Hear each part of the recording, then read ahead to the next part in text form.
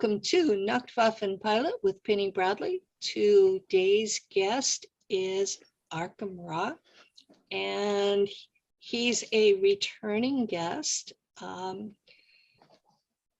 He was at Montauk, and he was in the SSP, and I think we're talking about Montauk today. He was part of our roundtable from Memorial Day weekend, and welcome back. Thanks for having me. So you contacted me and said you wanted to be on, that you had some things you wanted to talk about. Yeah, I've had quite a bit of recall regarding Montauk, and pretty much all the recall that I'm having has to do with Montauk. I have not really gotten much recall of much else. There have been other things, but because Montauk happened on Earth, I constantly have things that trigger memories and stuff. And you know, some of these people, like John B. Alexander, who is known as Jack Pruitt, and others, you know, they've got videos online. You can find people. You can find videos of Preston Nichols talking, Al Bielek. It's enough to trigger memories. It's like, you know, there's just, it's like one of those things where if there's something that's been taken from you that was familiar to you at one point, right? Yeah. And you don't run into that familiar thing, then of course your memories aren't going to activate. But I've had enough stuff that I've encountered in the here and now where it triggers memories. You know what I mean? Yeah. So, and I think that's one of the things with the Montauk Project, is there's a lot of people that are part of the, we have a group chat, and most of the recall that we're getting, we're all SSP, and we know we're not all just at Montauk, but we're getting a lot of recall of it, and there's a lot, we're digging deep. And one of the things I guess I want to talk about is the fact that Montauk was not only was there, obviously it was a timeline altering operation. It was actually called Project Phoenix, but also they were breeding super soldiers there. And that's why Preston Nichols and Al Bielek and people of the ladder, of the like, or whatever you want to say, that's why they tried to call it the Montauk Boys Program, because they didn't want to let out the fact that this was a breeding program for super soldiers. And that's one of the things I want to talk about. I found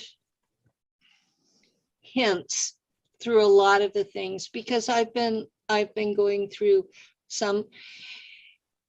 People have been sending me videos. Well, you're interested in this, you need to watch this. You're interested in that, you need to watch this. And I've run across hardback copies of books at local bookstores. And so I've been reading some things, and you'll find this whole book, and then there'll be a clip in the middle of it that's maybe 3 or 4 sentences out of an entire book that says, oh yeah, at least 10% of the people there were girls.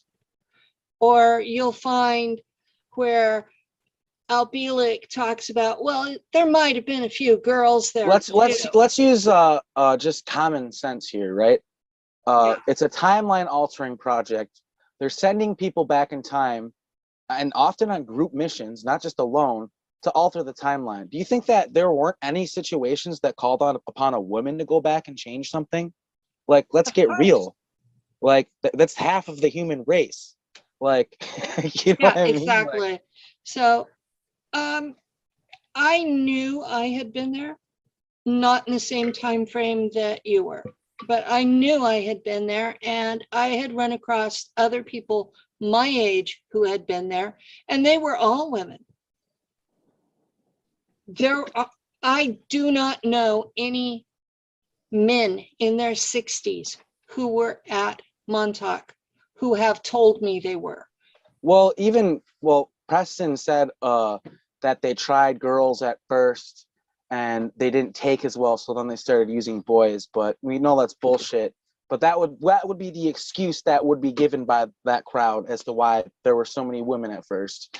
But no, it's I would say it was probably equal. And Yeah, I know I think it was probably equal, at least at first. it was a because co-ed program. In my Every single person in the program had a twin. Everyone did. So like it had to have been. exactly, unless they were twinning without regard to gender. Yeah, and for those of you listening who don't know what we're talking about, we're not talking about an identical twin. We're talking about when they twin your soul with somebody as part of like an MK Ultra thing to further control you. And also, it made I think they believed, or maybe it's just entirely accurate, that when that energy combined and made that twin flame energy, it made like both of you more powerful when you were together. And they would send us on missions together too, often with our twins. And our reward for when we succeeded would be to be able to stay with our twins, and the punishment would be like to not be able to be with our twins and to have them taken away from us. And love is a very, very powerful motivator. So that's what they used is that. Oh yeah. I know when I was on Mars, I was there with my trauma twin. So that was what I got in trouble for, that I got kicked off Mars. He was kept and I wasn't. Okay.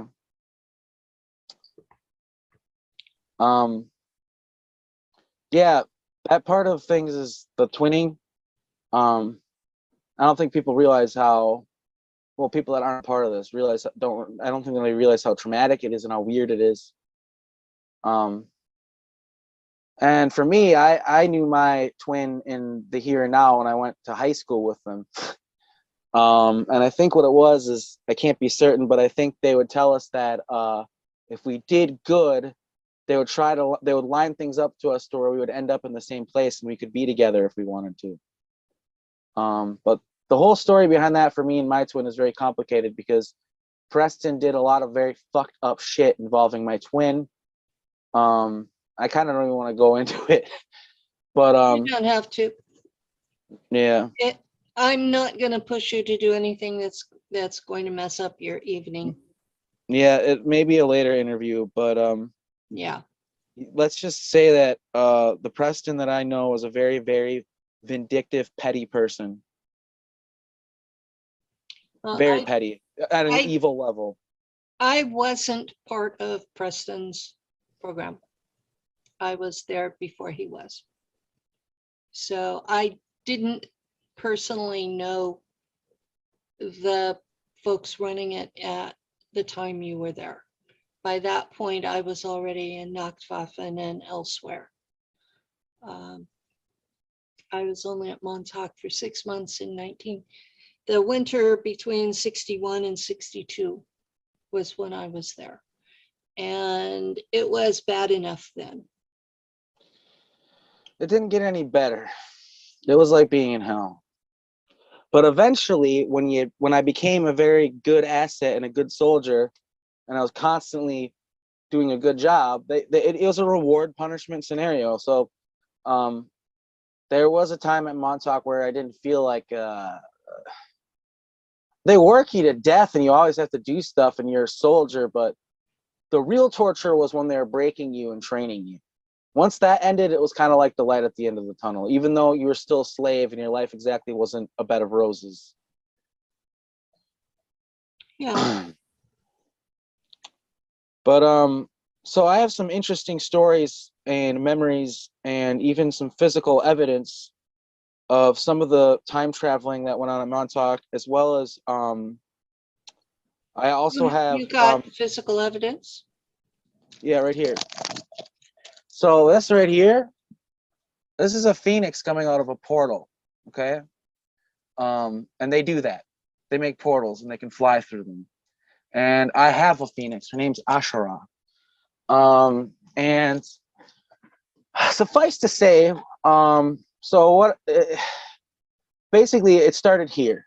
Joseph Powell basically explained to me that the first time that they put me in the trip chair, a fucking phoenix I'm sorry I swear so much. I can't help it.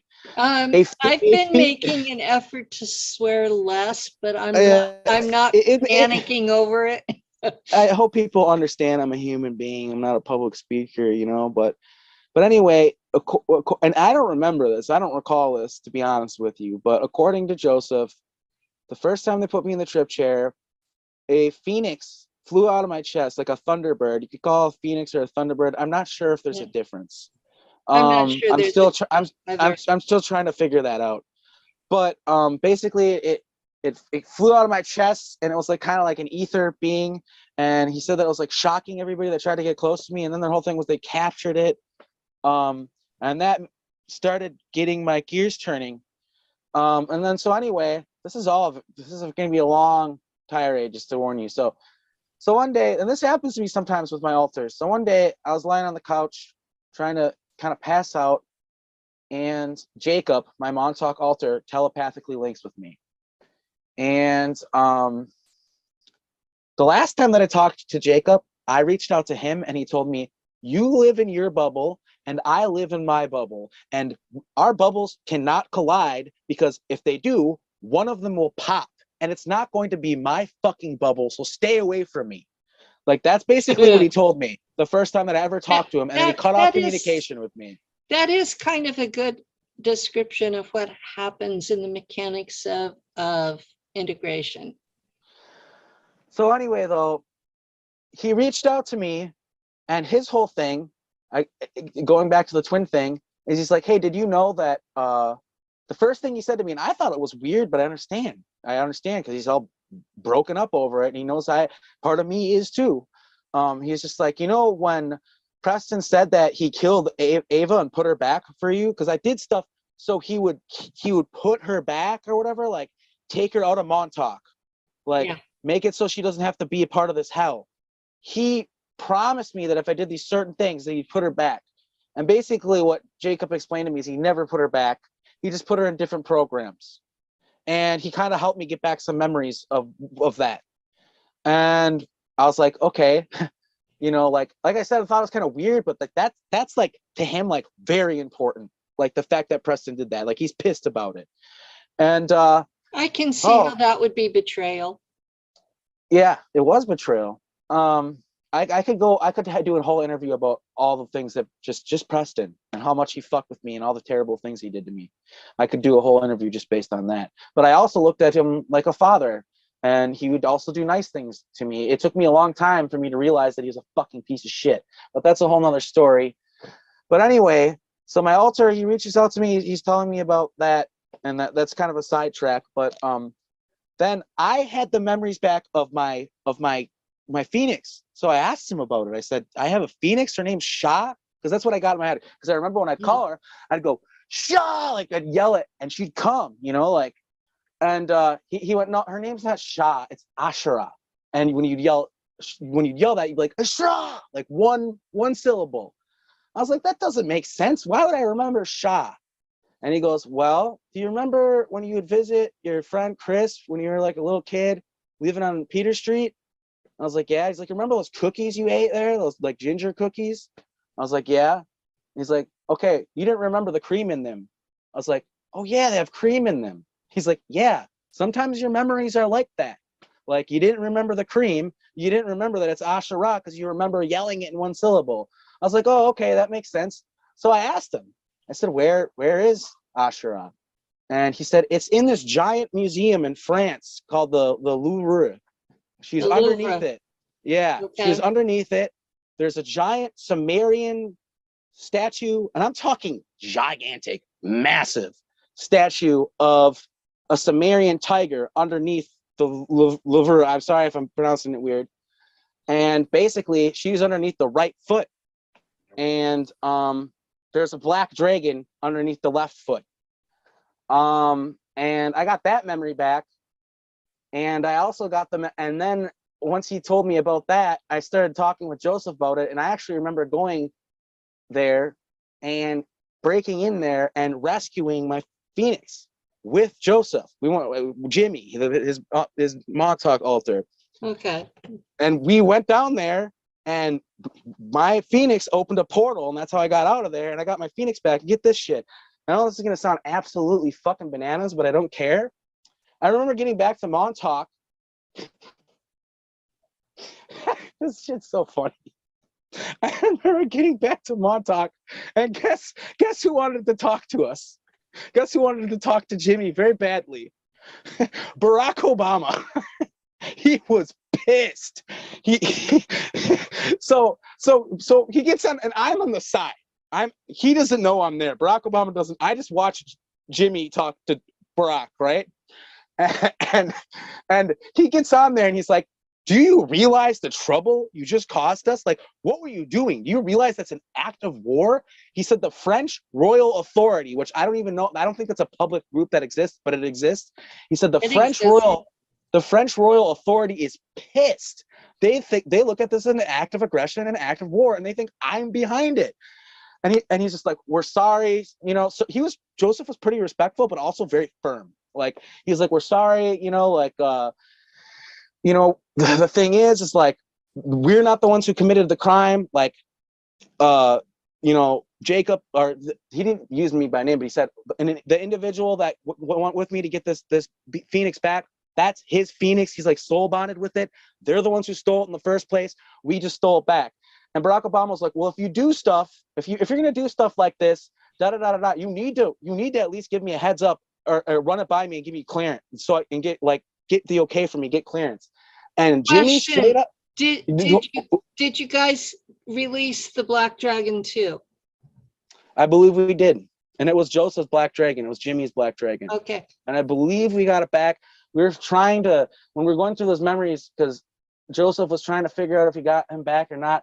There's a chance we might have had to leave the dragon behind and only take the Phoenix. We can't really remember. But I do remember that I for sure got the Phoenix back. And I think we got the Black Dragon back too, from what I recall. But it was like a very, very close call. And the whole situation was dude, we risked everything to do that. Like, we could have gotten totally screwed over. That was like a suicide mission, but we just felt like we had to do it. But no, it's funny because like Barack Obama's like, you need to get permission from me, and Jimmy straight up looks him in the eye and says, no, we don't. Like, I don't need to get permission from you to do anything, man. Like, I don't answer to you. Like, no offense. Like, and he's just like, where are you? Where are you right now? And he's like, sir, I'm perfectly aware that you're able to find me, and you can send in as many men as you want and waste your ammunition and bodies. Go ahead. And there wasn't anything Barack Obama could do, because like, that's literally the truth. Like, you know, like, you made your bed, lay in it. They fucking made super soldiers. They treated us like guinea pigs. They treated us like lab rats. They made us incredibly powerful. And then eventually we fucking took over the base. Like, what the fuck did they think was going to happen? Fucking idiots. Like, so anyway, I got my Phoenix back, but here's the crazy part is I got memories, you know, when I first started doing Montauk, like getting memories back. I got this memory back of, and this is, I'll explain this more on this later, but I actually had a wife at one point in the later Montauk years, okay? I actually got married to someone who wasn't my twin. And there's a very, very rare thing for that to happen. Yeah, it is. Yeah, I'll explain it in deeper in a second. But I remember, because you have to keep in mind, like, I was Preston's favorite, and I obeyed to the point where it eventually got to where, like, he would just let me go do stuff. Like, he went and did stuff. He would just do stuff because he wanted to. So I remember going to Italy, okay, and going to a restaurant that I knew my biological grandma would be eating at, because at this point I had found out about my family and shit, I guess. And I remember basically I was sitting at a table eating at this fancy restaurant with my wife, and I called over a bottle of wine for their table and kind of was like, hey, and we ended up sitting at the same table. It was my grandma and my great aunt, and just basically we hung out with them and had a night. And she had no clue that I was her fucking biological grandson from the future. Of course not. She had no clue. I gave her this necklace. this necklace right here, I fucking gave it to her as a gift. And when my grandma died, okay, my mom comes home, and this is during the week that I got the memories back of the Phoenix.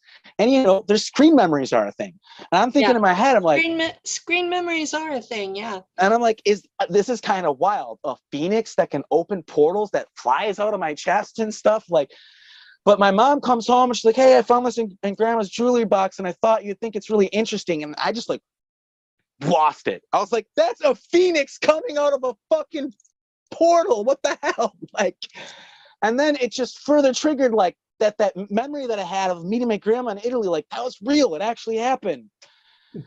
And it just bothers me so much because she died so recently, and I wish I would have gotten that memory back before she died. But also it makes me wonder if, like, I'm not going to blaspheme my grandma. She's such a sweet lady, but it makes me wonder if she had altars, if she was a handler of some type. She made sure that we lived in the apartment that I lived in when I was younger, and helped pay the rent. And it was literally directly across the street from the entrance to the underground military base that's in Appleton. But like I said, my grandma's a sweet lady. I'm not going to blaspheme her. Like, I have altars too that I can't really control that. I don't know. But the fact that she had this makes me think that we had some pretty deep conversations, and that my grandma understood a little bit more than we lead on to believe, or than I knew. My grandma's a quiet woman in her later years, and I also know that she's from a time where she would know not to talk about certain things, you know? Like now, witchcraft and all that stuff is acceptable again. You can talk about it. You can talk about it. My grandma remembers a time and grew up during a time where that was not okay. You can't talk about that stuff. So when I grew up, that was not okay. Not even in California, that was not okay. So that's one thing that's blowing my mind is this necklace to me physical evidence, and I am like 90% sure that my grandma literally got this necklace from my Jacob altar. I'm like, and it says made in Italy on the back, which I didn't find that until after I already thought that I met her in Italy. So it's like it all lines up. Like, other physical evidence. That's one of the things that I want to talk about here, because everybody always says physical evidence. Like, cool story, bro. I want evidence. There's more. I want to remind people that at our round table, Doris Neely, who is a retired CIA archivist, verified all of us, as she had files on every one of us. So you have been verified by a government agency employee. So this is physical evidence on top of that. The next subject that I want to bring up, as far as maybe not physical evidence, but to me it's evidence, you know, like, is the music industry and Montauk. It's something that Preston wrote a whole book about, the music of time. Yeah. And I haven't read any of the Montauk books other than that one, because I'm a musician, and I felt like it was important to read it because I want to know what kind of voodoo witchcraft shit I'm doing accidentally with my music. Like, I kind of just want to understand. But long story short, it's talked about how in that book about how there are a lot of songs that were recorded at Montauk. And some of them were recorded as mind control. But the thing is like, some of them are recorded just because you have to keep in mind, okay, MK Ultra. People are dumb enough to think that there was a point where the government cut off the funding to MK Ultra. They didn't send in the FBI to shut it down or anything like that. They're just like, no more money. All they did was figure out other ways to get money. And one of them was building a recording studio and recording songs. And Preston also understood that you can imprint psychic messages into songs, and he would do that. And they are doing that on a massive scale, like still to this day, putting not only subliminal messages, but little psychic overlays on the songs that you're listening to that trigger certain things. It's mind control. We are living on a planet that is mind controlled, period. Whether people want to believe it or not, whether people want to laugh at it, make jokes about it, say it's silly to believe that, we are living on a planet where we are constantly bombarded with information that is trying to control your mind. What is that? Mind control. Fucking call it what it is, you know? But so the evidence that I found, though, is I started looking into some of these songs that Preston said were written at Montauk. And what I found out, okay, is Preston Nichols worked with Phil Spector. He was a sound engineer for Phil Spector before he worked at Brookhaven Labs and started working at Montauk. That was his job before he moved on to that. And there's this individual, there's 3 individuals actually. One of them is named George the Shadow Morton. And George the Shadow Morton is literally called the Shadow because no one ever knew who he was or could pin down his whereabouts, okay? And he met Jeff, the guy named Jeff Barry, and I believe his wife, who he ended up marrying her later on. I think her name's for sure Lori. I think it's Goldstein. I had it written down, but it's in my the note is in my girlfriend's backpack. But anyway, so I started looking into these guys, and George the Shadow Morton, he's just like a pompous ass about the fact that he stole our songs. Like seriously, like the first song that he ever put out was the song something like walking in the sand or something. And he literally is like, the story goes, he met Jeff Barry and he said, oh yeah, I'm a producer, I make music. And he's like basically Jeff Barry was like, oh well, I've never heard of you before and you haven't done shit, so what, come and just like show me a song you wrote and I'll care. And the story goes, he went to the beach and wrote this song, and then he wrote the other half in the shower. And then with the next song that was a hit song that he apparently wrote, which he didn't, he literally says he wrote it on a piece of cardboard with some crayons and a bottle of wine in a bathroom. Like, he wants to sound like this crazy mystical genius. And it's like, dude, no, you stole songs. Like, that's what you really did. You were connected with Preston Nichols through Phil Spector, and you were stealing our songs. And it's a fact that the Shangri-Las, who did some of these songs like Leader of the Pack and other songs that were recorded at Montauk by Montauk kids, it's a fact that the bands that went on tour are not the bands that were in the recordings. And this is common. You can find that in the 50s and 60s, that record companies would put together these bands, they record like these albums in the studio, and then the band that would go out and promote the songs would have nothing to do with the recordings that were put out. It was just the people they hired. And what people need to understand is a lot of times why the reason was happening is because the songs were recorded at Montauk as mind control. And some of the evidence that I found, and I wish it's been such a busy day, I tried to find the discrepancies, and maybe I will actually point it out in a later interview or something. But so this married couple, Jeff Barry and Lori Goldstein, some of the songs that they claim to have wrote and recorded and produced, right? Mm-hmm. They can't even agree on what recording studio that they recorded at. One says they recorded it in New York. The other one says they recorded it in LA. One says that Billy Joel was on the recording. One says that they're saying different stories about the same songs. They don't even agree on what musicians were on the tracks. Why? Because the stories are made up. They're put on the spot. These like Billy Joel did the piano. Of course, like, it's like, these songs were recorded at Montauk, and you can find the evidence in the fact that, like, I've never ever in my life, and I'm into music, I've never like found a band where they couldn't even agree that on what recording studio they recorded a song at. Like, yeah, they usually have those facts together. Yeah, and it's like, why? Well, how many? Like, I get it was the 50s and the 60s, but how many drugs were these fucking people on where they can't even remember what recording studio they were at? In the 50s, it would have been cannabis, but that was illegal in the 60s.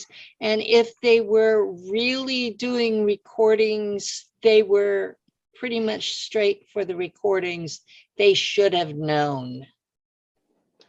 So I know that, not every single person out there is going to be able to say, well, it's fact, you guys recorded music at Montauk. I understand that's a tough pill to swallow, but I recommend looking into George the Shadow Morton, Jeff Barry, and Lori, I think it's Goldstein. I also think I might be confusing the woman with the cello player from Nirvana. I'm not sure, but it's Lori something, and they were married, and I think she didn't take his last name for some reason.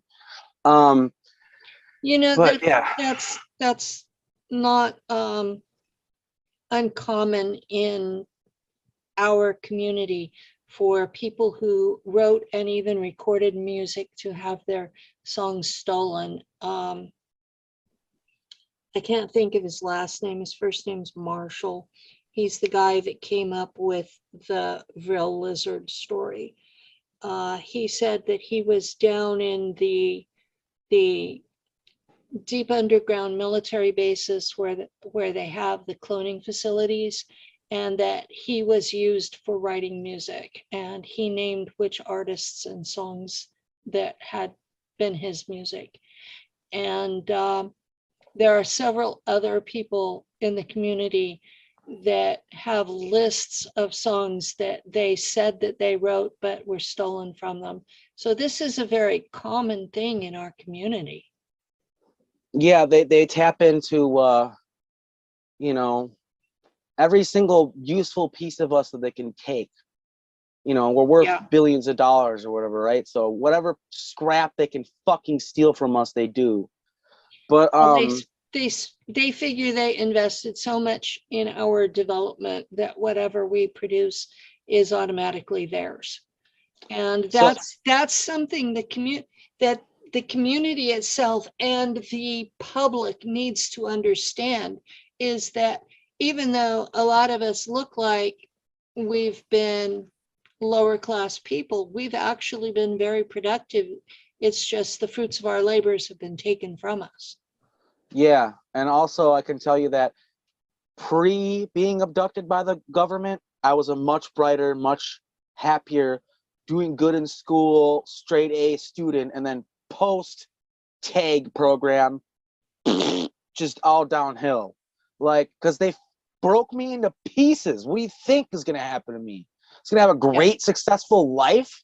They've literally broken me more times than I can probably count. I don't even have memory from before I was taken the first time. I do have memory, and I can tell you that I think the reason why they got interested in me is because first I was getting taken by Grays. And they're like, why is this individual getting taken by Grays? We're interested. I don't know. I remember Grays. Oh, sorry. I remember Grays taking me first, but that doesn't really mean anything because, you know, there were Grays at Montauk. It was all very blurry, but that was the first thing that I remembered was getting taken by Grays. Yeah. Can you hear me still? Yeah. Okay. Yeah, and another interesting thing that's been going on with Montauk is actually finding people that I am related to from the programs through the breeding and all of that, that they did, but they got different parents, and like it's all very confusing. Like, I have a twin sister that I found. She's not public, but she looks just like me. Maybe a little different, but you know, my dad has a twin sister in Here Now reality, and it's like it's like the same thing. You know, and it was really weird because she found me through my videos and was like, "Hey, I think I know you," and I instantly remembered who she was. I remembered her alter name, everything else. I've activated at least 20 people since their first interview. How are you activating them? They're finding my videos, and they're basically, holy crap, like this all is really familiar. Kind of like how when I found your videos, right?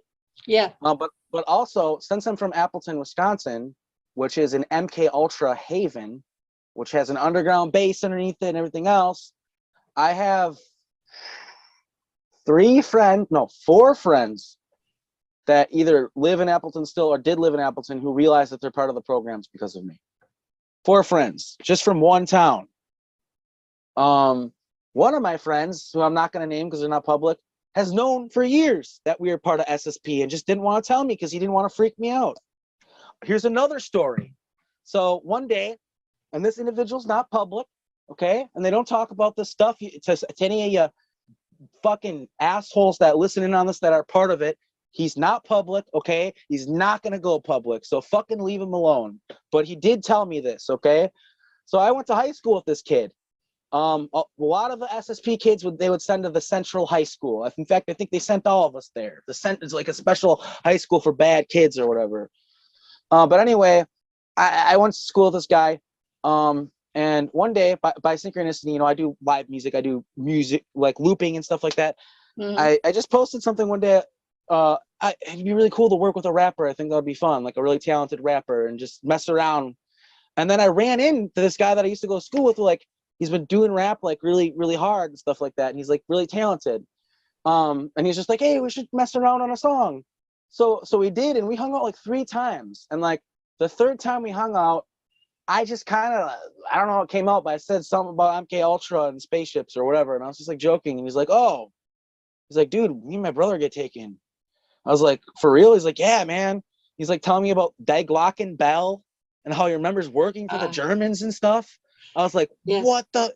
And he's like, yeah, like I remember being able to shoot fire out of my hands and all this stuff. And he had a twin too that also grew up in the same town. It was like the same story, but a little different between the both of us. Yeah. And I was just like, it was just like too mind blowing. Same story with the names changed. Well, it's just like he worked for the Nazis, the German Nazis, you know. Well, I worked for Nacht Waffen, and they were not Nazis, but people on Earth can't tell the difference. Yeah, and it might have been Nacht Waffen, but the way he was describing it, I think it was like literally the Nazis that he ended up working for. But he also, his memories weren't like, you know, that's the thing with these memories, is it's not like we just remember everything all at once. No. You know, you're going to think this is funny, and it's so people understand what the remembering process is like. Okay. I've seen photos of the chair, and it's this almond color, like off-white. And in my memories, it's a bright blue, almost the same color as your pendant. And I do not know why I remember it as because of the light that was shining on it. there's a light. There's a blue light shining on the chair. That explains it. Yeah, I thought you already figured that out. No, or maybe one of my altars did, but I didn't. Yeah, they would. I think it was because there was a blue light shining on the chair, or it was because it was earlier and it was a different chair. You might have upgraded the chair. But I could have sworn that I saw you talking about this with someone else, and you figured out that it was the light. That's weird. I don't know where that I memory shift comes from. altars so often. So maybe you did figure that out, and you forgot that you figured it out. When I was doing live shows, Daryl used to sit and count how many times I shifted altars. The high point was 27 shifts in 1 2-hour show. Yeah. At that point, I had to watch the video afterward to even know what I had said, because they don't share memory. So to switch the subject again. Okay. During our first interview, did I mention how I remembered being hunted down by this guy? Did I ever mention that to you? Like I would go back. Don't remember. Okay, so this is going to be a bit of a frickin' story arc. I'm going to go into something that's pretty deep here, and it's pretty much the biggest mind fuck that I've ever had. And I'm part of SSP, so I've had a lot of pretty big mind fucks, but this is the fucking biggest one that I've ever heard of from anyone. Okay. So basically, at some point during Montauk, all of a sudden this guy starts showing up everywhere I show up. When I go back in time to change things, he's showing up at the same time as me, and he's like trying to undo what I'm doing while I'm doing it, and I have to like fight back and stop him from doing it. And sometimes, you know, they like send us back in time to like take sacred amulets or like stones or whatever. He would just show up, and I'd have to fight him to the death. And I remember it was to the point where I had nightmares about him. I would see his face every single time I walked through the portal. It was the first thing I thought of. I'm looking around, like my hair standing up, like, because I know this fucking guy could come out of nowhere. And I remember there being a particular instance where I'm on top of him, and I've got a gun pointed at his face, and I'm choking him out with like my psi abilities. And I'm like, who are you, you motherfucker? And you can just see that hateful look in his eyes, like he fucking, it was personal. He hated me. And I was like, who the fuck are you? Who do you work for? The fucking gun pointed in his face, and he's crushing my skull with his psi abilities. His psi abilities were more powerful than mine, and he usually bested me. They had to start sending Joseph in with me on missions where I normally would go by myself, just so we both could fight him, because this guy was fucking nuts. And so anyway, we fast forward to Sandra. So I don't have the complete memories of all this all happened, but as I said, there was a point where I almost had I had basically the same amount of freedom as like Preston, Al, anyone else. And there was this certain Montauk girl that was a little bit younger than me that I took a liking to. And and this is the thing, like, okay, Preston and just the project itself made me incredibly evil. When my twin got taken from me, and I didn't have that anymore, I became very evil. Because when you don't believe that there's love or love's real and you don't deserve love and all this stuff, it makes you an evil person, and does that to anyone, I believe. Yeah. If you truly believe those things. And I ended up falling in love with this Sandra, and I remember I would take her to ancient Egypt. I remember I would take her to alternate, like, I'm talking like, you know, people take their date on like to, like, you know, Applebee's, or like you know, like a fancy Italian restaurant, whatever. I would take her to other planets, okay, and alternate dimensions, the most beautiful things you've ever seen, like, for her, like. And I made this woman fall in love with me. And what ended up happening is I actually got her pregnant, and they let us have the kid. They let us go through with it. And here's That's where a it gets shock. Yeah. And you know, part of it might have been because they just figured, well, you did the work for us, you know, like another super soldier, right? That's probably the way they looked That's at probably the way they thought. it. Yeah. And so anyway, when my son is born, I see his face for the first time, and it's him.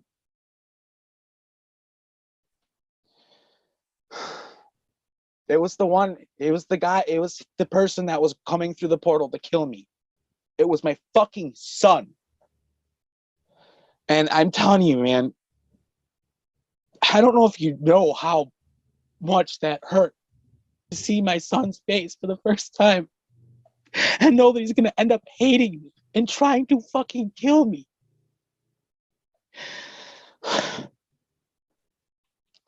So, around this time, not much. This is very close to the time where Junior came along, like right after my son was born.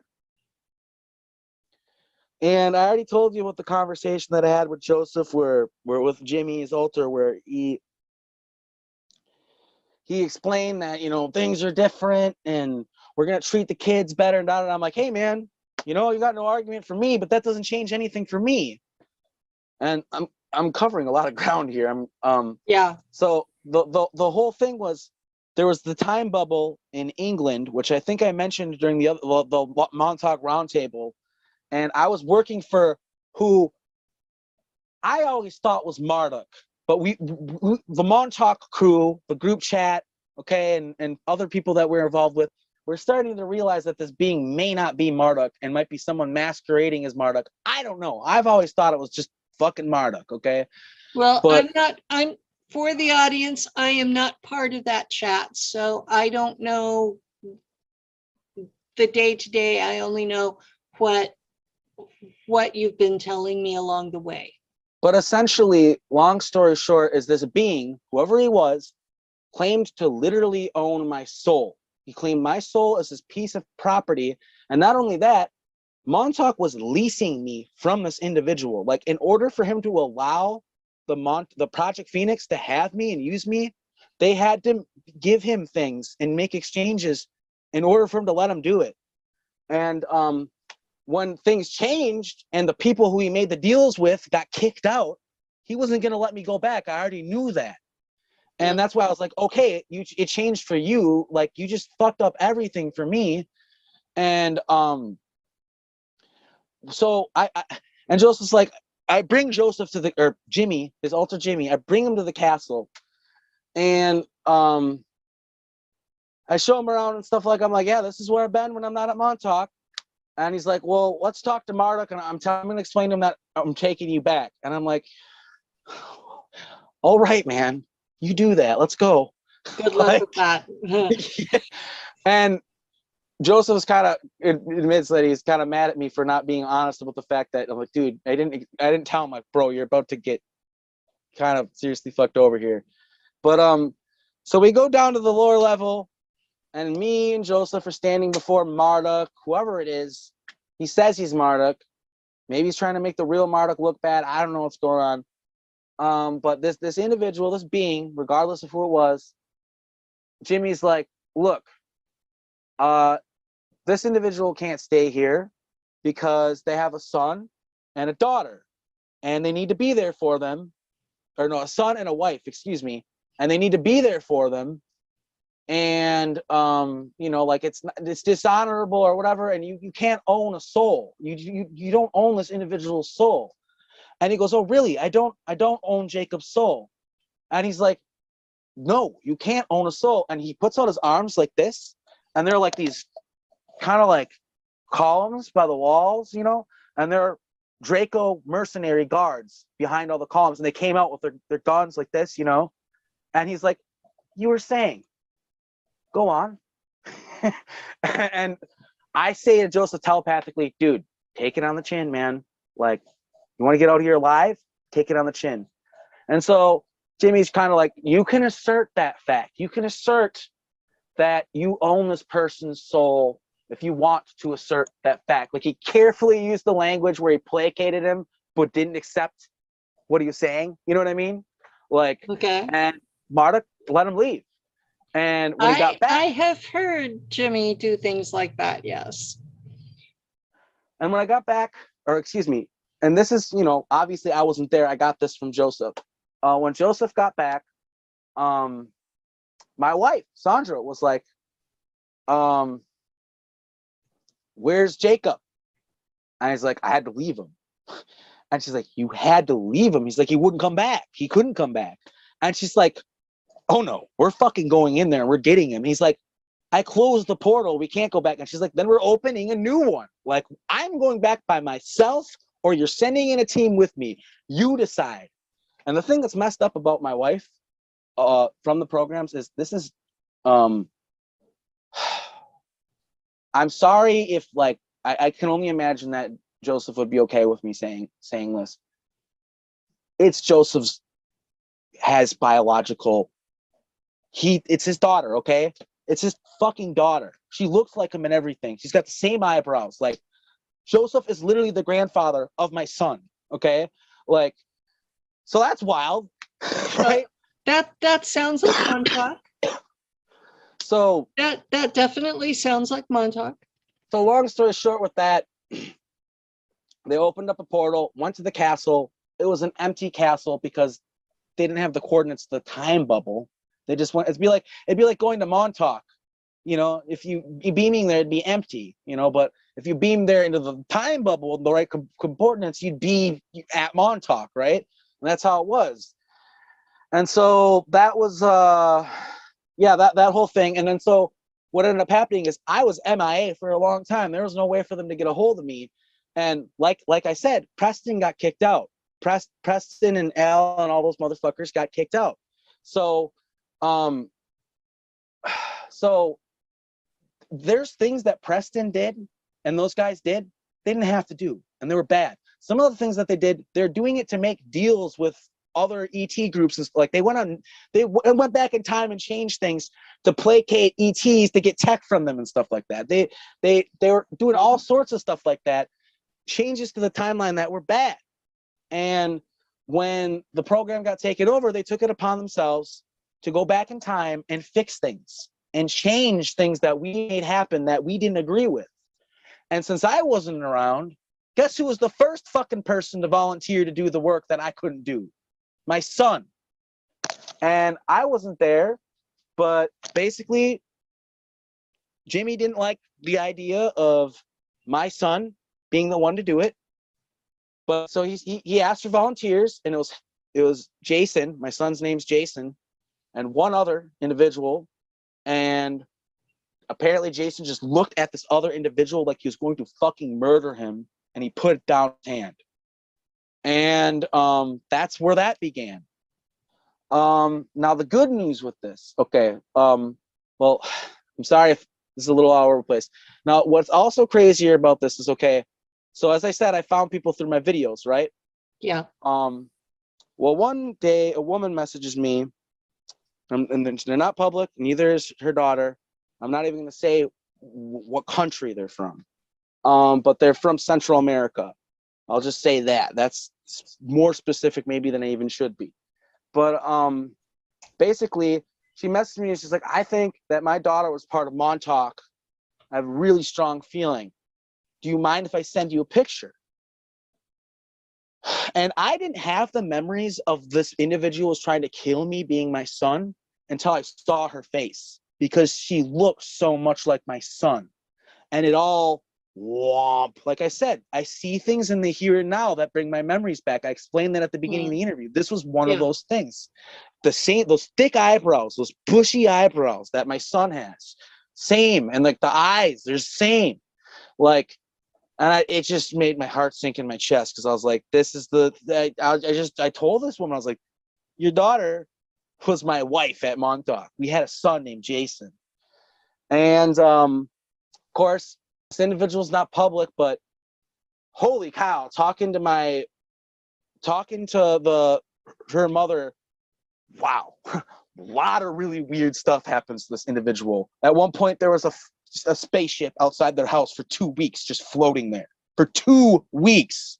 Like, so yeah. Yeah. I covered a lot of ground. Yeah, that's like a lot of what I wanted to say. I'm surprised that I've been able to get as much as I've gotten out, because I was like, I'm probably gonna have to do this in 3 parts, but I've actually gotten pretty far. Well, that's because I've been letting you just talk. Well, I have a lot to say, so I appreciate it. You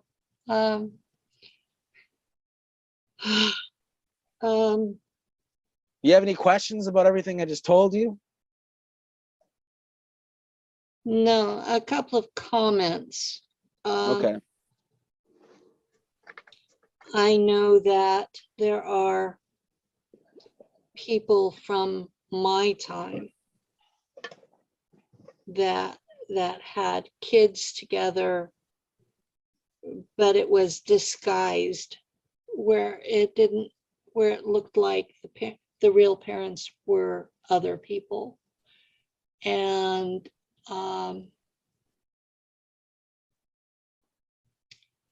I have a child with my trauma twin that was raised by someone else. And that child thinks those people are the biological parents. And so a lot of times those of us who know these things will sit back and not fuck with people. We'll just let them believe whatever, because you really don't want to bring trauma into the life of someone you care about. Yeah, I know what that's like with the person that I was trauma twinned with. Yeah. I want to tell them, hey, we lived a whole life together, all this stuff, but it's like, nah, they're better off not remembering. Well, my trauma twin ended up being the NSA agent who activated my memory. They specifically chose him because they knew I would trust him. So, as far as my son, Jason, I first of all want to say publicly, I don't know what chances are of him finding this and actually watching this, but I want him to know that I love him.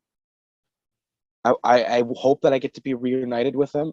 And I'm sorry if he didn't like the fact that I talked about what happened. I I kind of thought about maybe I shouldn't talk about this, but at the same time, I feel like it's important. It's an important part of my story, and I want people to understand how deep this really goes.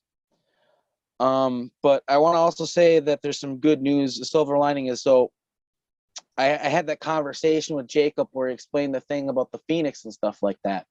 After he explained the stuff about the Phoenix to me and its name and everything else, and the cookies or whatever, I asked him because dude, I know this guy's been through a lot, right? I was literally like, dude, are you okay? Are you okay? Like, are you okay, man? And he's like, yeah, man, I'm doing all right. I'm a lot better. Like I've got love in my life. Like things are better now, you know? And I was like, where's Jason? And he's like, he's taking care of me right now. I'm like, wait, what? You're his dad. You're supposed to be taking care of him. He's like, no, we were in a battle together. I'm wounded. He's out and about right now. I'm lying down and resting. That's why I had time to talk to you.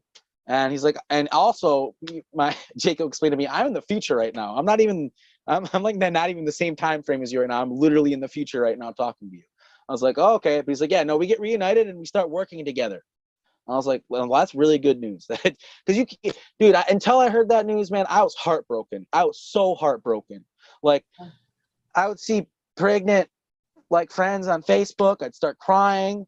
Dude, the whole thing messed me up so bad. Like, the fact that I had a son and I betrayed him and like, at first it wasn't clear. Like, I just remember I had a son and I fucked off and went to a castle. At first, I didn't understand why. I thought I did it in my own accord because all the memories weren't there, and I just had so much guilt.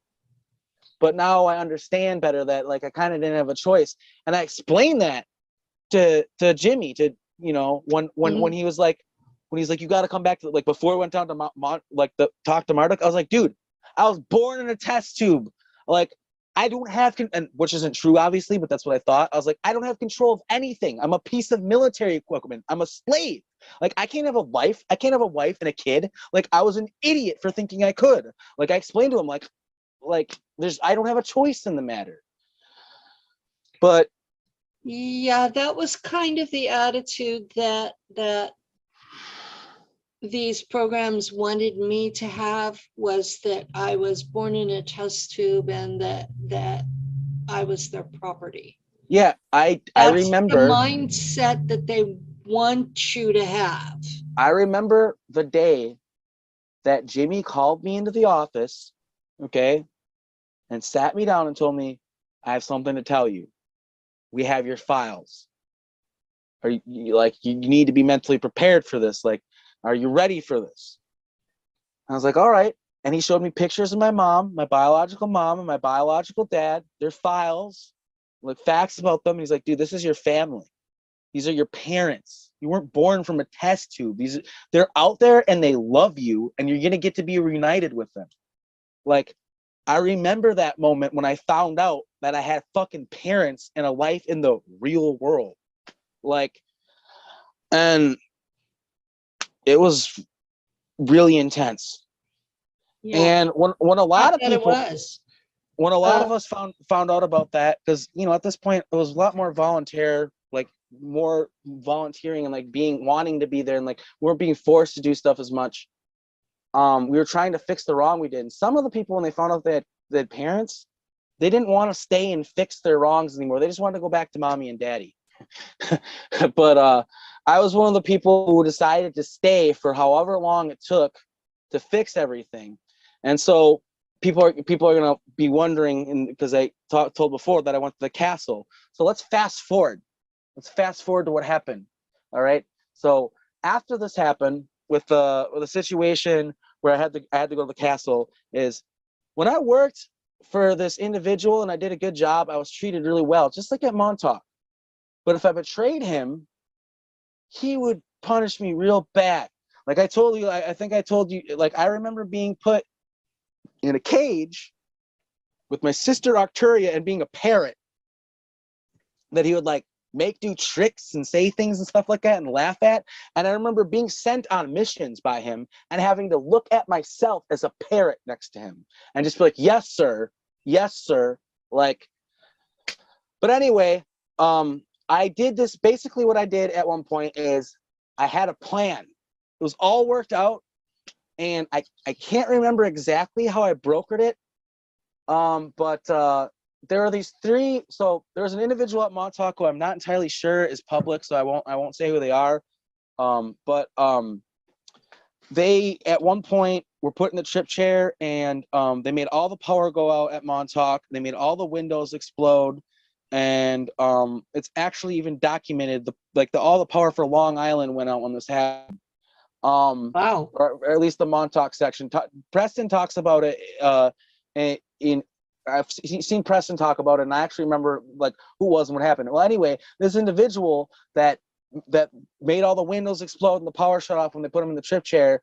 What they did is they hired these 3 Greys to follow her around, to be telepathically linked to her, to where if she stepped out of line, they'd stop her. Because she was really powerful, so they didn't want to. They wanted to use her power, but they had to make sure they kept it under control. So she was always followed around by these 3 Greys. And I remember making friends with them because they had this weird game that they would play. It was like the best way to explain it was like a Rubik's Cube, but entirely with thought. It was telepathic. And like you'd have to match things up and make them fit together. And everyone would be doing it at the same time in the group. And the first person to do it wins. And then the second person to do it is in second place. And you know what I mean? The last person loses, right? And it was kind of funny because these Greys like actually really enjoyed playing this game with me. They found it really amusing, and I actually ended up becoming like sort of their friend, right? And so I brokered a deal with them. I don't remember exactly how I did it or when, but basically, I set it up to where I knew that Marduk was gonna find. I did something to piss Marduk or whoever he is, this individual that owned my soul. I did something to anger him on purpose, and I did something where it's like I made it look like I thought I was being slick and I wouldn't get caught, but I purposely got caught because I knew he would kill me. I knew he would kill me for what I did, and I got hung on a cross, like crucified. I actually could even say the individual who did that. No offense, buddy. I love you so much. I probably did fucked up things to you too, but I'm pretty sure the guy who nailed me to the cross was James Rink. He worked at this time bubble in England too, and when he worked there, they allowed him to be like his alien form. Like he was like had like elf ears and shit, and like he looked different. Like not like an elf, but like I don't know how to explain it, dude. He looked different than he looked now. He wasn't human. But he nailed me to a cross, and I'm like 90% sure it was James Rink. Maybe it wasn't, but something tells me it was him. But anyway, I recognize his energy from Kruger. So yeah, and like I said, you know, like we all got like, dude, if he fucked up, all there together. If he was the one who fucked up, I would have been the one nailing him to the cross. That's just how it worked. I have no hard feelings about it.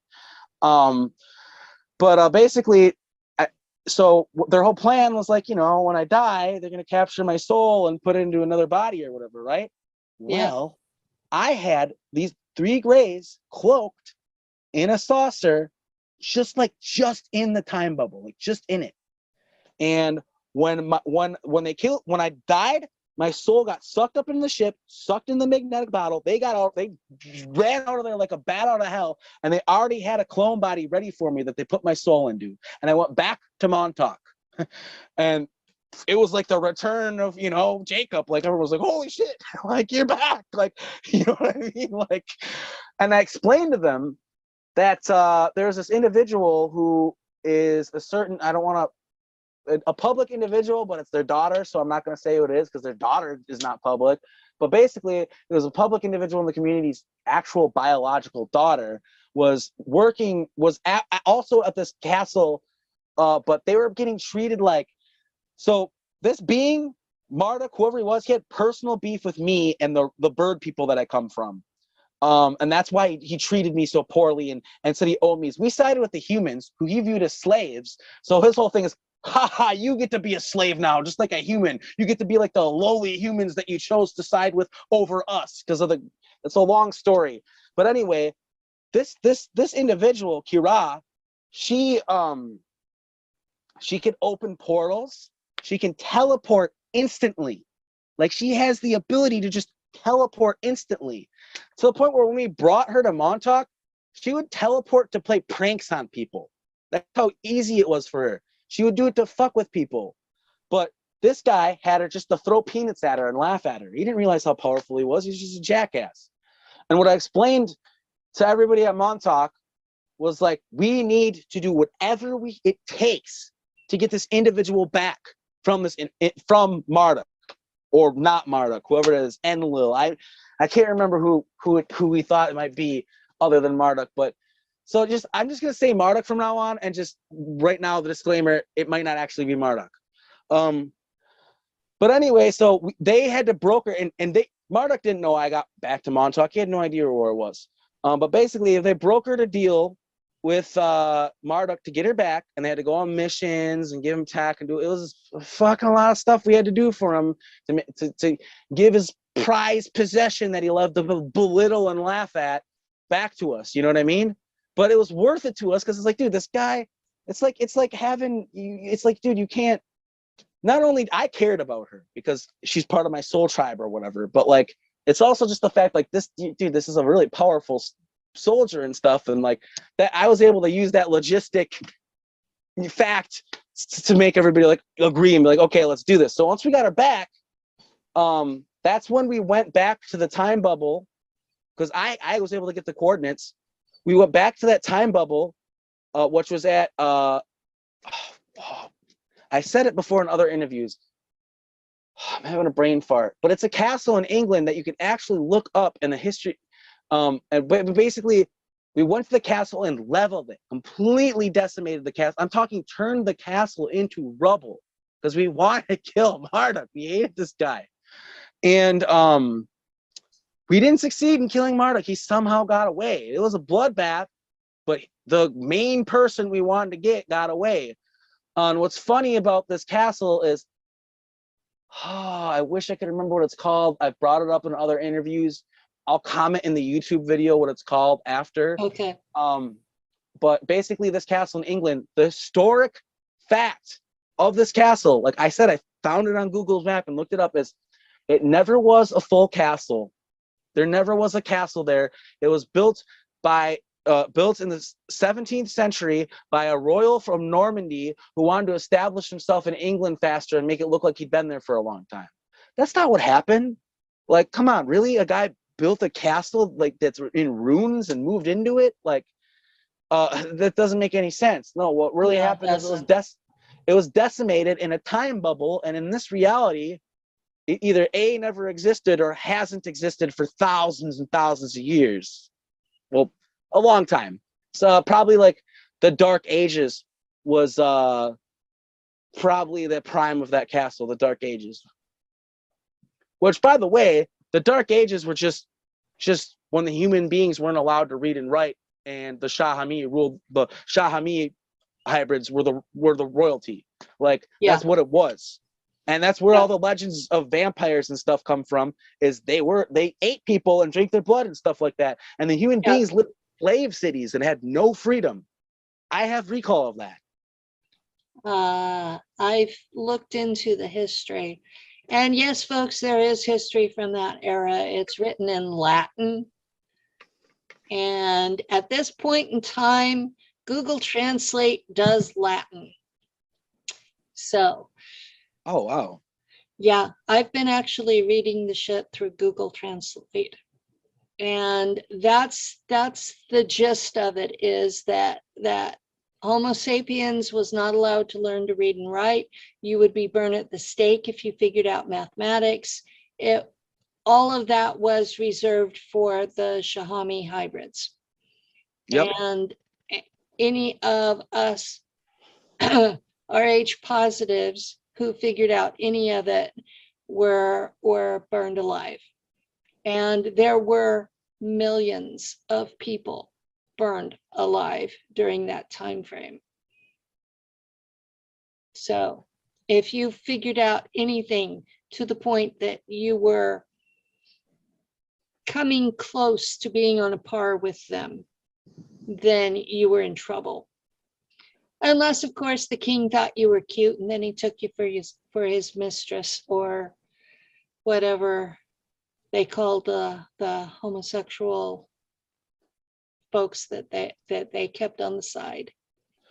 Yeah, and you know what's interesting about a lot of this recall of the Dark Ages and the castle and being killed and being sucked up into the spaceship, it all comes from a comic I made when I was like 11, 12 years old. Like I dug through all of my old notebooks, right? Mm-hmm. And I started finding these like a drawing of like me in a regen tank and like a gray like with a hand on the glass, like, and just like all this weird stuff. And I'm like, holy crap! Like writings that I'm saying were like, and I don't remember this. I had writings where like I can see auras, and and I can tell when people are trying to read your mind, their pineal gland, the energy in front of their pineal gland starts spinning. I wrote all this stuff. It's like I don't even remember writing it. Like Yeah. I wrote stuff about how I was trying to bend a spoon with my mind, and I couldn't do it, but me and my friend both saw the chi, like the smoke, the like swirling around the spoon. I don't know. It's just like, but yeah, it's wild finding like the recall of being nailed to the cross and being sucked up on the spaceship. Everything was from this comic that I made when I was a kid, and it was just like, it's kind of like when the author that made Blade Runner, Philip K. Dick, Mm-hmm.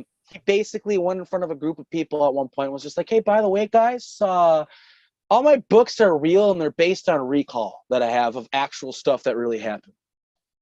Yeah. You know that happened? Philip K. Dick was just like straight up like went public about the fact like Man in the High Castle is about an actual alternate reality that exists. We at Montauk know about that reality, right? Where the Nazis Yeah. won. Like he explained in front of a whole group of people. It was so funny to watch the video because there's people in the audience like, what the fuck? Like they're just like, what is this guy talking about? Stuff that we lived. They're writing as science fiction, and they're standing up, and they're finally eventually saying, well, yeah, this wasn't made up. This was something I just wrote about what happened. Well, and to be fair for Philip K. Dick's reputation, I believe that he probably at first thought he was just writing books, and eventually he realized like, wait a minute. I think that's what happens. Eventually I was like, wait, this actually happened. These are real memories. Like, and I know what it's like to experience that with my comics that I made when I was a little kid. I have drawings that I made as a young adult before I had active memories of any of this. That's why whenever that my memories were activated, that I accepted them as real, was because I'd had so many anomalies before and they matched up. So this wasn't something that happened to me out of the clear blue. It was, I had weirdnesses all along. And then the memories activating explained the weirdness. That's how it works. You know, I knew my whole life pretty much that there's something going on with me and pretty weird. And I'm thankful to have figured it out, but also it's like, what do we do now? You know, and for me, my whole thing is the same thing as you. We need to ground this into 3D reality, right? And you know, that's why during this interview I tried to bring up stuff where it's like, hey man, look it up. Like the George the Shadow Morton and all that. Like, look up the history of all those songs and stuff. It's like, why would they tell different stories about who's at the, like, come on, like you don't know whether you recorded a song in LA or New York. Like, how many drugs were you on? Like, that's not real. Like, you're just literally talking out your ass and lying because the song was recorded at Montauk and you just made a deal to where you could get the song out there and get it promoted. Like, they recorded the song, cool. Now there's a deal. Both parties got some out of it. George the Shadow Morton got money. Montauk got money. You know what I mean? And there's all sorts of stuff. This necklace, like I said, I mean, I get it. It's just hearsay. But like for me, this is physical evidence. Okay, like, and more, that's what we need to get is actual physical evidence. And I'm just going to point out right now that the Fractal Weapons has a Google account, and we do and it has a Google Drive. What I want at some point to be able to do is to make it so all this evidence, physical evidence, like have a folder or something where people can contribute to it if they want to. But I want, because one thing that I've been realizing is like talking to my new partner who believes this stuff happened, with like, it'd be cool to, the evidence would be cool, and I'll tell them this evidence, and they're like, oh, show me that picture, show me that video. I'm like, oh, and then I look it up and I can't find it, right? Yeah. And I realize like all of us in this community, like that are a part of this, like every single time you find evidence, save it in your a folder on your Facebook. You can save things. Same thing, like I said, the Google Drive. Like we have the Fractal Weapons. I don't want to make it too open, so people could mess with us. But be careful about saving things on Facebook, because they used to let you make notes, and then they suddenly decided that you couldn't have notes anymore, but they didn't give you warning, so you couldn't save them. So yeah, anything that you save on Facebook, you have to back it up somewhere else. Okay, that's good advice. And Facebook was originally paid for by DARPA, so that tells you who has access to everything. Yeah. DARPA is the for the audience, DARPA is the branch of the CIA that develops new technologies and spies on people. So I have some things on a Google Drive, but I had a couple of people donate money towards a server. And that would be really good. My plan is to have it as a dedicated archive for SSP Montauk related information. And my plan was to make it where you had to pay a small amount, enough that I could cover the bandwidth on my internet, because they're going to charge me an extra $100 a month to have it online. And I'm on Social Security, so that $100 a month is a lot of money for me. Yeah, that adds up to $1,200 a year. It's a lot of money, $2,400 every 2 years. It just adds up. It's a lot of money. So people will probably bitch highly that I'm charging, but I can't afford to keep it online otherwise. Well, there's just certain things where it costs money to do it, and people just got to pitch in what they can or whatever. But yeah, there's just stuff like, as far as the evidence, like I've seen the pictures of NASA, like of Mars that NASA took, their own images where you zoom in and you can find foliage and trees and stuff. It's like, and now I look them up, like I can't find them. Like that's why every time one of us sees something like that, save it on your laptop in a folder. I have a collection of those. Yeah, like there's a website that has saved the tree pictures. Yeah. Yeah, I'll put the link in the comments up when it's on YouTube. Yeah, see, that'd be great, because that was one of the things that I was trying to explain to my partner. Like, wait, there's life on Mars? Like, yeah, there's like trees on Mars. I was like, dude, there's literally foliage. The sky's blue. They put a red fucking tint on everything. Like, it's a planet. Like, it's like not even that. Like, I don't know. It's just kind of wild to me. Like, I remember reading a textbook in high school that I found that like was saying like stuff about all the different planets and stuff like that.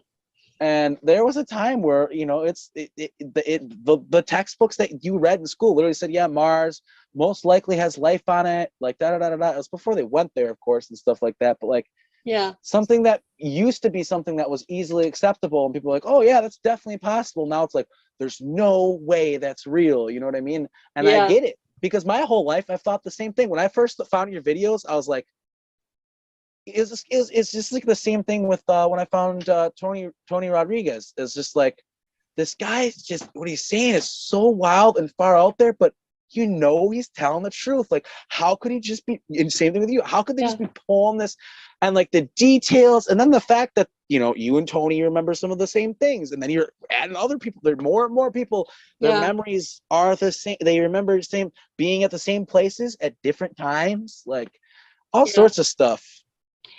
That was one of the things, the interview I did, the third interview I did with Doris, we finally got it in sync, where that she was going over what I remembered, and at the end she said, "Don't you remember the flies?"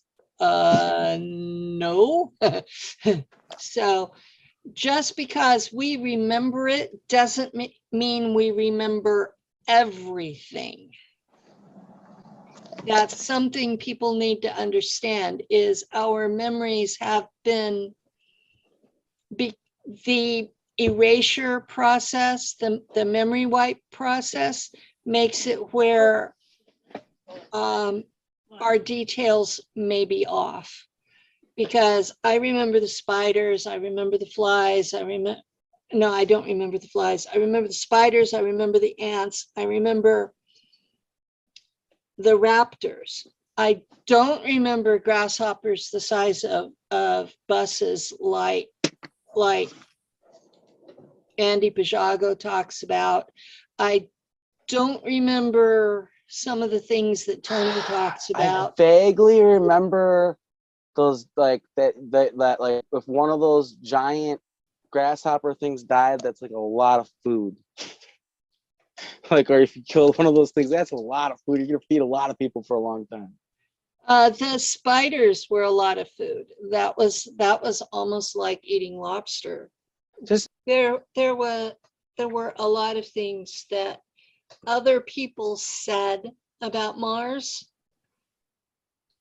that I don't remember the same details that they do, but that kind of verifies that we're doing real first-person testimony, because when you have witnesses to a crime and they testify in court, they come up with different details too. So if they're all telling exactly the same story, that means there's been collusion. So that's something that people need to keep in mind. I've had people tell me, well, you know, you don't agree exactly with this or that, so you guys, one of you must be lying. No, you remember different things. Yeah, you know, it's also really important to point out the fact that there's screen memories. Yeah. And Definitely. you know, and it's like in this community, that's probably one of the hardest things to figure out, is what's screen memories and what's not, what's accurate, what isn't, you know. It can be hard. But yeah, it is nice to be able to talk with other people. I can tell you that, because for me, talking with other people has been really helpful for jogging the memory when it comes to stuff that happened to me. We're able to, you know, it's just like, you know, if you're a actual regular war vet, you know, like your memories might not be entirely clear. You talk to your war buddies and it jogs the memory, you know? Yeah. Yeah, that was one of the things about this last conference that I was at in November, where Tony and James and Joseph were all there. It felt more like war buddies, and there were enough of us that it felt like we were a community there. The ones I've gone to before, the other people were all audience members, and we're encouraged to mingle, but it feels like performance rather than being one of the kids. Yeah. And I mean, people are paying to see me, so I try to give them their money's worth, even if I'm not getting any of the money, because if you go to a conference, the only people that get paid are the top 2 speakers. That's it. The rest of us are paying our own way. So that's why I won't talk up those things, because I'm not going to do that. I refuse to. Well, I haven't had to pay as much as everybody else, because the first one that I went to, the assistant producer took me and brought Lou with me, and he paid for everything out of his pocket, because I told him I didn't have the money and that I wasn't going to go. And he says, well, you have to be there. And there were enough people told the actual producer that they were there to see me, that he hasn't charged me as much. But yeah, it's expensive to go. It costs me around $1,500 every time. Jeez, how do you afford that? I save up for it months in advance. I just don't think that's right. You're I'm on putting Social yourself out Security. there. Before I went to I only go to one a year. Before I went to the one a year, I had people show up at my door. And they were all nice people, but the idea that strangers could show up at my door scared the holy shit out of me. Yeah, I'm a disabled senior. I live in a rural setting. It would take, if I had to call the police, it would take them a good half hour to get here. I had to think about all that. And if I'm going to a conference and somebody, well, I need to meet you, I need to meet you, I need to meet you. Well, I'm going to be at this conference. That gave them something to focus on besides hunting me down. No, that's good. So that's why I do it. The first couple of them, I did a GoFundMe and people donated. And then I got in trouble because of who donated. One man was mentally ill and ended up in a state hospital, and his family demanded his money back. So now I'm expected to sort out who's mentally ill from the disclosure community. What's unfortunate about that is, just because someone's mentally ill or mentally unstable doesn't mean that they're not authentic. Exactly. We saw that with the he who shall not be named. Yes. I don't care what anybody says. That was his dad. No, it was him. But anyway, that's a whole nother story. That's a whole ball of wax I don't want to get into. No. But no, it's true. Like, okay, for instance, my father, he was at Montauk, probably more close to your generation, stuff like that. He now was aware that he was a super soldier, right? He's schizophrenic. I mean, when he was 35 years old, he said this in my first interview. He got the voice to skull, and he was hearing voices, and dude, they made him crazy. You're not supposed to get schizophrenia at age 35, by the way. That's very uncommon. No, you usually get it by 22. Yes.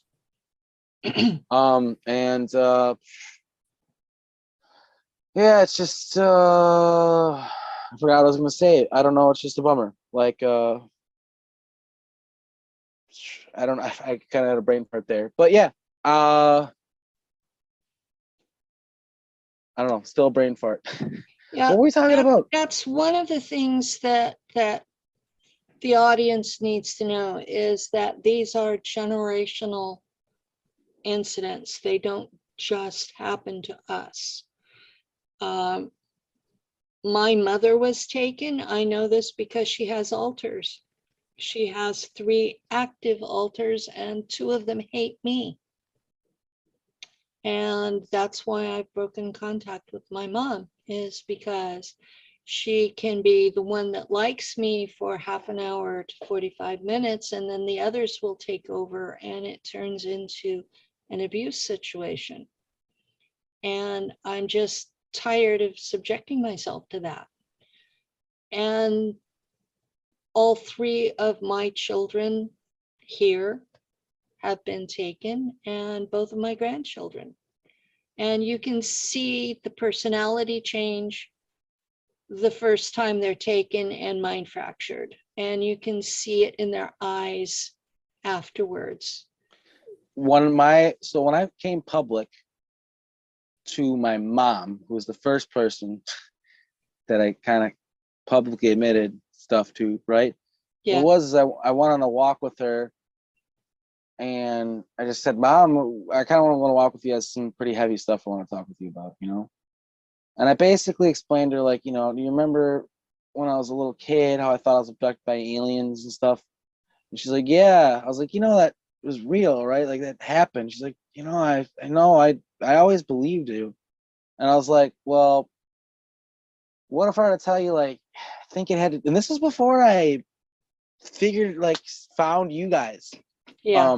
But I was like, what would you, I was like, I think it's the military that did it. Like, I think it was like a military thing. Like,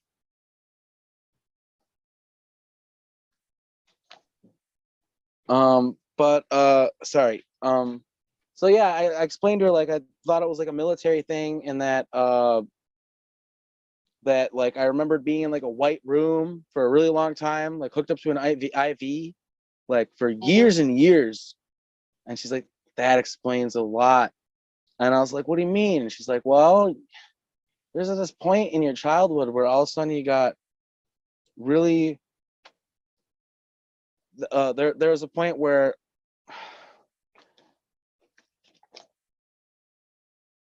sorry, there was a point where what was I saying?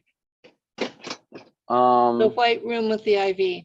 Oh yeah, she was just like, there was a point where all of a sudden, like, you didn't want to play with other kids, you just wanted to be alone, you didn't talk, you just like you just became like cataconically quiet, like, and you just sit there all by yourself for hours, like totally satisfied, not a care in the world. You didn't need to talk to anybody else. And she's just like, we always wondered, like, what the heck happened. And it's like, you know, it makes sense now. Like, you were so alone for so long that when they put you back, you're just used to it, just being alone. Yeah, I was like that after I came back. I couldn't get along with other people. I didn't want to deal with kids. I couldn't sit still.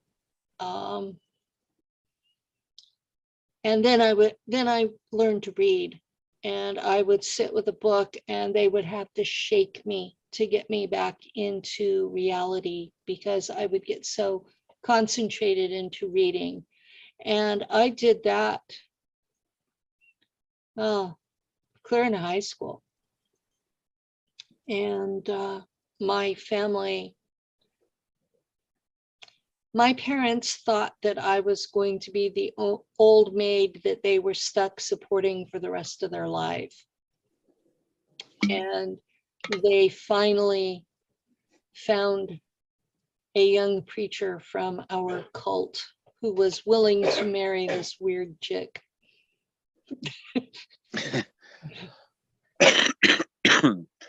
So yeah, they kind of more or less decided my future for me. So it when you come back from these things, you're never normal, no matter what people think, you know. My eldest was taken when he was about 8, and he withdrew into himself and was very quiet, and then joined a gang. My middle son was 12 when he had the personality change. He may have been taken before that, but he had been scatterbrained, and he wasn't a bad kid, but he didn't think, you know. And suddenly he worried about consequences. So my youngest was taken at 6, and he had a rage. He would stand in the middle of the living room with just stiff, with his hands balled into fists at his thigh level, and he would just scream for hours. And I would pick him up and put him in his room and shut the door and say, when you can be civil, you can come out. So we would eventually find him sitting in the floor of his closet. But they had all been happy kids before that. And then my grandkids were both taken at about 12 years old, and they changed overnight from being happy kids to being angry. And they don't seem to know what they're angry about. My grandson discovered vaping right after he came back, and he's having a really hard time finishing high school through that. And I'm hoping that he eventually figures out something to do with his life besides that. So it's hard to watch, especially knowing they've been mind wiped. They don't know what happened to them. They just know they're angry, and they don't know why. Or they don't want to talk to grandma about it. I'm sure they don't know. It takes a long time to figure out. So That's just confusing, you know. Until you have the context, it's like, why the heck do we have all these weird thoughts and memories and stuff, you know? And once you get the context, it's like, oh. yeah, suddenly it makes sense. But it's been a family thing. I don't know if my father was involved or not. He died in 1980. But when I got married in 74, he told me, he says, Penny, don't ever get involved with the CIA, the FBI, or the mafia. Oh, yeah. And I've looked back on that and wondered, just what the fuck was my dad involved with? You know, he may have set this all up for all of us.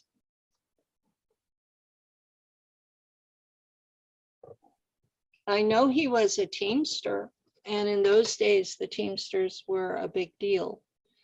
And the Teamsters had been involved with the mafia. So I don't know what he was involved in. But for a Church of Christ preacher to come up with that, you know, it's like, Dad, what the fuck were you involved in? Yeah, it makes me wonder, you know, with my grandma having this necklace. I mean, I feel like she had to have known what it meant, unless it just gave it to her and didn't explain it to her. But I gotta go deep into those memories, and really figure that out. But something tells me that my grandma was involved at some level. Well, Whether it was an altar, or whether she had altars and was unaware, or was just aware.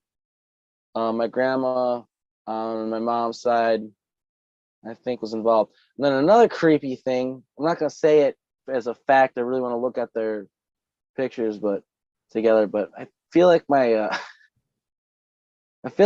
grandma on my dad's side looked creepily like Preston Nichols. Like, looks a lot like him. And I think no. I know, I think I might actually be related to Preston, which is pretty messed up. That would be scary. Well, I would be happy to find out that's not true, but I know too much about this stuff to understand that probably it's very likely that it is. Not saying that it is though, but another thing that people got to realize too is like sometimes people look like people, sometimes it's just a coincidence, right? But it's Sometimes. also it's also really hard to accept that. It's just that's all it is when I've seen as much of this crap as I have, Sometimes we have ancestry that goes back a couple of hundred years, sometimes longer. And because we have this shared ancestry, we'll sometimes look like other people, but it's far enough back that we're related, but we're not. Yeah. I have a lot of what they used to call kissing cousins Yeah. that I resemble. I have an ancestor from history that I've seen her paintings, and I have a different eye color, but I look just like her. That would be Mary, Queen of Scots. She had amber eyes and mine are green. So, That's strange. but otherwise, you match up her paintings from when she was in her 20s with photos of me from my 20s, and it could be the same person. And when I first noticed that, it was shocking. So, change the subject again. One thing that I wanted to bring up in this interview is it's often talked about how we went or back in time to change things, right? Yeah. And it's talked about a little bit how we went to other planets and stuff like that as well. But what I know has been talked about a bit, I'm sure, but I'd like to just kind of reiterate, is we are going to alternate realities. Like going into like if you can open a portal you can open a portal to another reality if you know what you're doing. And we're brokering deals with other realities. And not only that, some of the deals that we were brokering to make the timeline the way it is, like we made deals with individuals back in time to where, hey, you get what you want, we get what we want. You get more power, we get more power. If you do this, this will happen. Like we did that with George Washington. I think James Rink was actually the one that went on that little tirade with where Preston talked to George Washington and helped him out and made some deals with them. I wasn't there for that, but that's one of the things we did. And I remember to the extent of this that so we would go back in time, we would change things, right? And we'd come back and like we'd have to tell if we changed things. Now I think eventually we were able to do it through a computer and able to tell without having to leave the base or anything like that.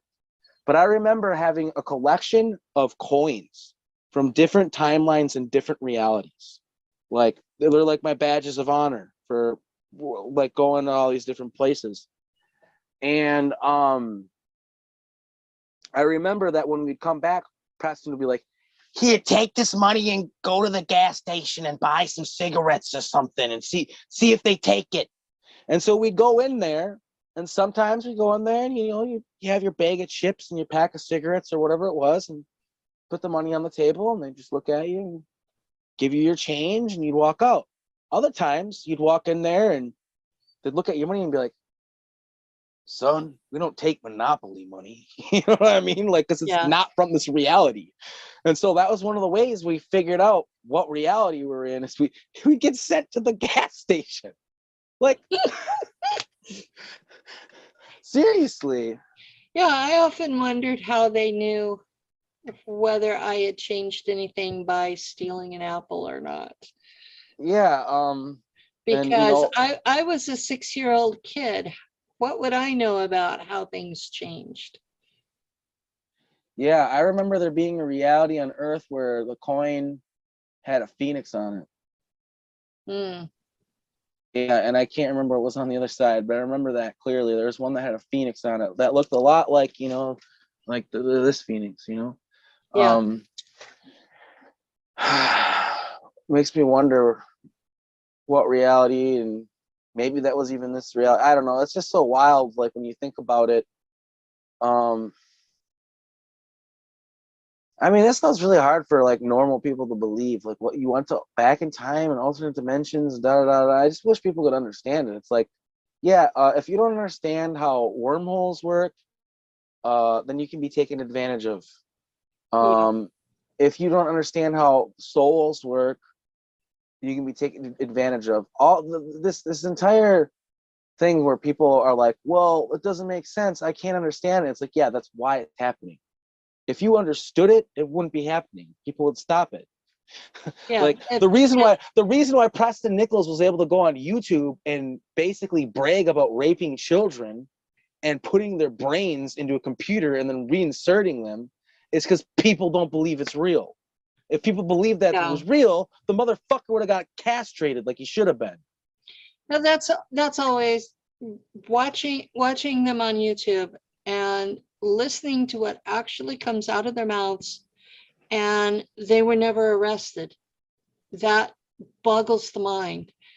Al Bielek talked about killing 300,000 boys, and nobody ever investigated him about it.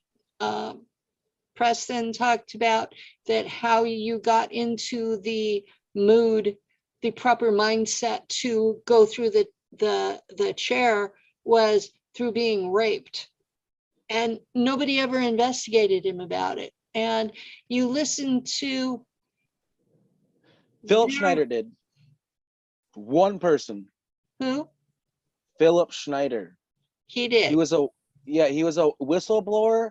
Yeah, I about remember Phil. Military. Yeah, and so you knew him, or you just remember him? I remember hearing his stuff when he was alive. Yeah. And Al Bielek actually talks about how Al Bielek and Philip Schneider's dad worked on the Philadelphia project together. Yeah. And basically, like Al Bielek talks about in a video how Al Bielek, like basically, Phil Schneider saw a lecture on Montauk at some paranormal thing, and he's just like, he went up to Al Bielek and he's like, so why aren't these guys getting arrested? Like, why isn't he going after these guys? And I talked about this in my first interview with you. He actually, I'll repeat myself because I just feel like he deserves credit for doing it. I'm eternally grateful that at least one person tried to do something. He went to the FBI, and he went to the Colorado police too, and they're just like, I think he said that the FBI actually like, yeah, we know about this, but there's like nothing we can do about it, or something like that. That's what Al Bielek claimed anyway. But no, he actually he thought it was appalling that all these kids were getting tortured and all this stuff was happening. It's like, yeah, no shit. Like, like, yeah. But yeah, I just always have to bring that up because yeah, it's really sad that Preston Nichols gets interviewed sometimes and these people are just like on the edge of their seat, and it's like, I get it because what he's talking about is pretty interesting, but he's died now, so he's no longer doing them. But I watched the videos and I'm like, why was he never prosecuted? And well, first of all, no one ever dies, so Preston's soul is somewhere out there incarnated in some sort of body, okay? And another thing is there's so many versions of Preston, okay?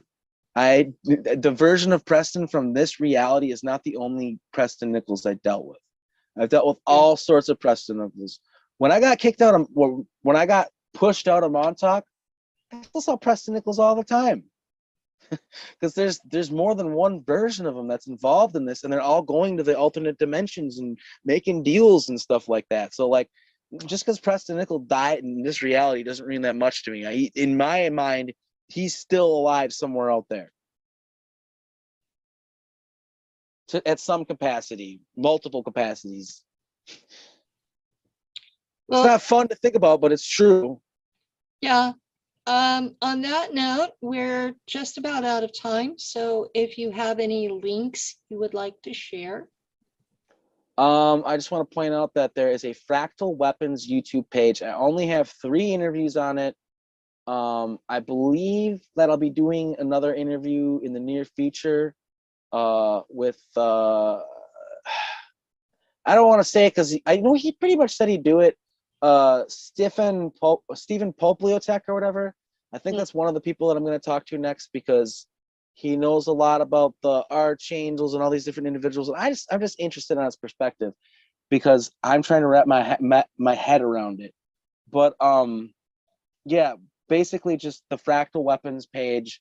I was posting videos on my personal YouTube page, and I decided to take them down because I don't want people that are trying to listen to my music find out that I like did a bunch of evil shit at Montauk, because I'm not, it's the truth is, if you watch my videos, there's a lot of stuff that I've admitted to doing that's not that great. But yeah, so there's a Fractal Weapons YouTube page. You can find it. I'm trying to, I'm not doing it like weekly or whatever, like a lot of you guys do, because I realize the amount of work that takes. It's a lot of dedication, and I also just like want to be. It's kind of almost like it's just like me trying to understand better and like interview people for my own personal reasons, but also it's going to help other people I know. And I know the interview that I did with you was great, and I did an interview with Joseph that was good, and the interview with Matt Tracy was also great.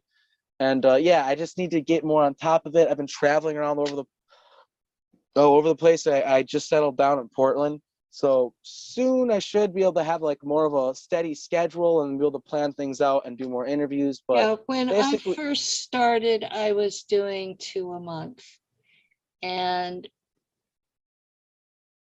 that was cool, but I got offered a time slot on an actual radio station, and the airtime is just blank if I don't do something. So that pushed me into the once a week slot, and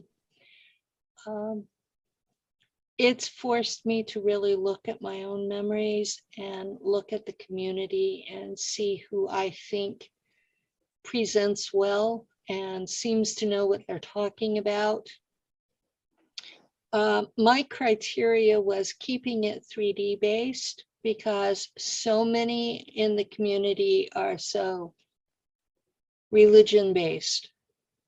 And yeah, this was a 3D real physical event situation, and it needs to be treated that way, as this happened in our timeline in 3D, and it was real, and the people who pulled it off were perps, and we're survivors of their crimes. And 100%. I think that is something that gets lost in all the religious bullshit. And I think it's important that it doesn't. And so with that, I think we're going to end this one. Thank you very much for coming, and thank you, audience, for listening.